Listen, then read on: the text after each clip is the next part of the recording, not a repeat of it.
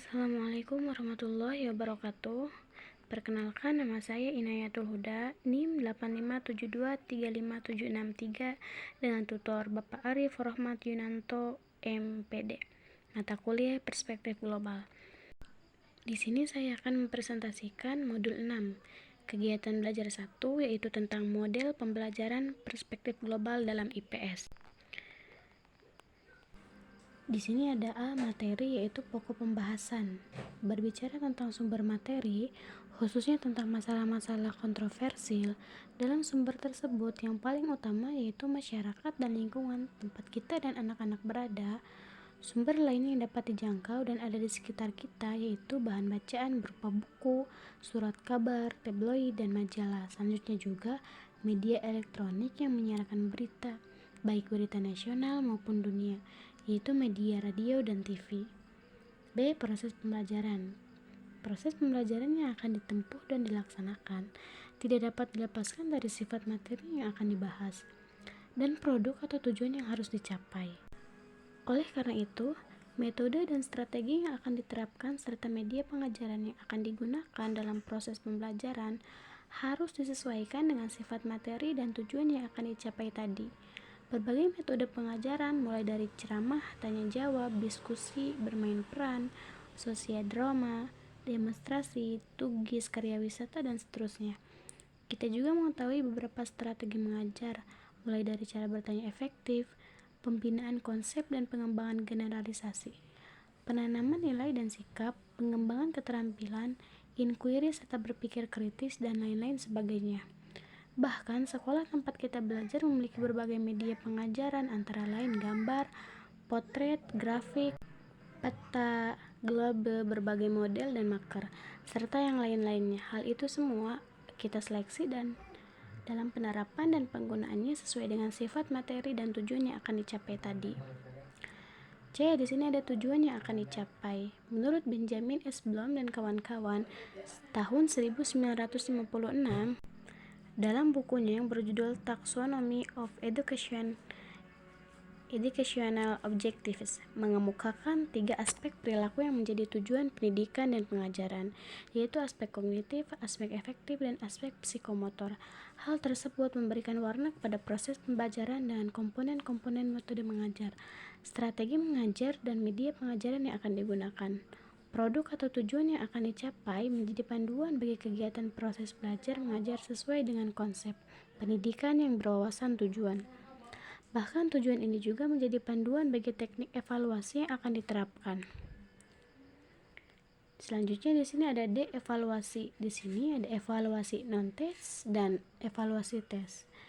Nah, evaluasi non-tes ini diterapkan pada kesempatan tanya jawab dan diskusi untuk menilai berapa jauh para siswa memahami konsep-konsep yang dikembangkan dalam proses pembelajaran. Evaluasi terhadap tanya jawab juga menjadi sarana penilaian strategi, cara bertanya efektif, dan inquiry serta berpikir kritis.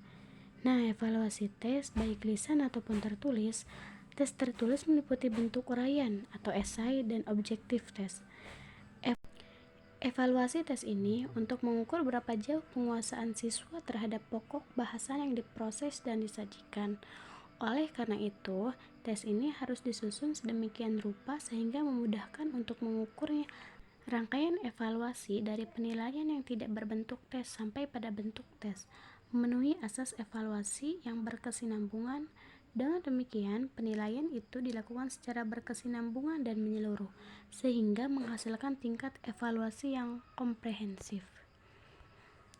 Selanjutnya ada konsep. Dalam perspektif global, ada beberapa konsep yang dapat diketengahkan di sini, yaitu saling ketergantungan, perdamaian, kesejahteraan bersama, kepemilikan bersama, dan lain-lain sebagainya. Apabila kita katakan bahwa saling ketergantungan atau interdependensi itu merupakan konsep dalam perspektif global. Pengertian denotatifnya dalam kamus selanjutnya, pengertian konotatif saling ketergantungan itu menyangkut makna tidak adanya negara yang memenuhi segala kebutuhan sendiri.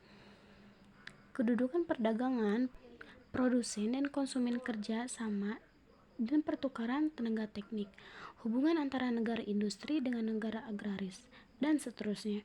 Suatu kata atau ungkapan dapat dinyatakan sebagai suatu konsep. Selain memiliki arti berdasarkan kata atau ungkapannya, juga memiliki ciri menonjol yang melekat dan mencakup makna yang lebih luas lagi. Selanjutnya, agar konsep itu melekat pada diri siswa, ia harus diminakan pada diri mereka. Oleh karena itu, kita sampai pada tahap yang disebut pembinaan konsep. Nah, di sini ada pembinaan konsep. Pembinaan konsep itu dapat diartikan sebagai proses pengajaran aspek konotatif dari konsep-konsep. Proses ini memakan waktu yang lama untuk memperkenalkan konsep pada para siswa dalam berbagai kesempatan, sehingga seorang siswa dapat menemukan sendiri keragaman konotasi dari suatu konsep. Dengan demikian, pembinaan ini merupakan proses pembelajaran pengertian konotasi konsep secara luas sampai siswa mampu menangkap pengertiannya dalam arti yang seluas-luasnya. Nah, selanjutnya di sini ada strategi pembinaan konsep. Dalam strategi pembinaan konsep, proses pembelajaran itu secara dominan diarahkan pada pesan suatu kata atau suatu ungkapan sampai terjadi pola pengertian abstrak atau konsep dalam diri yang mempelajarinya. Di sini berarti dalam diri siswa, untuk sampai pada pola abstrak, strategi pembinaan konsep itu harus berkaitan kuat dengan pengalaman.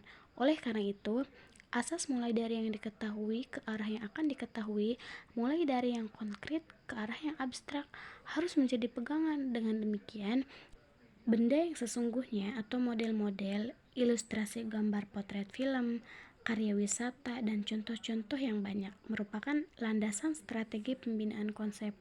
Strategi pembinaan konsep harus mengangkat contoh sebanyak-banyaknya, menerangkan sejelas-jelasnya, dan atau mendefinisikan seterang mungkin. Nah, selanjutnya ada penerapan model pembelajaran perspektif global. Penerapan ini dibagi menjadi 4, yaitu yang pertama, memperhatikan hakikat dasar mental yang melekat pada diri tiap individu siswa. Yang kedua, yaitu memperhatikan asas-asas pembelajaran. Ketiga, kegiatan proses belajar mengajar, dan keempat, pengembangan teknik evaluasi. Nah, selanjutnya ada pengembangan teknik evaluasi di sini. Yaitu ada pertama, harus tetap berpegang pada asas evaluasi yang bertahap dan berkesinambungan, mulai dari saat Anda melakukan pengamatan, tanya jawab, dan pemberian tugas awal. Nah, selanjutnya hasil evaluasi kualitatif awal pada butir di atas menjadi pelaksanaan proses pembelajaran lebih lanjut, khususnya pembelajaran keterampilan dan sikap sosial terhadap perdamaian serta keamanan dunia. Evaluasi yang lebih terukur dilakukan pada tes tertulis atau formatif sumatif. Selain daripada itu juga penilaian terhadap tugas dan hasil tugas peserta didik. Selanjutnya, dengan memadukan hasil evaluasi pada butir di atas, bisa dilihat secara berkesinambungan kita akan memperoleh hasil evaluasi yang menyeluruh, sehingga memperoleh data penilaian yang memadai dan objektif. Sekian presentasi saya. Mohon maaf bila banyak sekali kekurangan dan mungkin kata-kata yang kurang baik. Mohon dimaklum.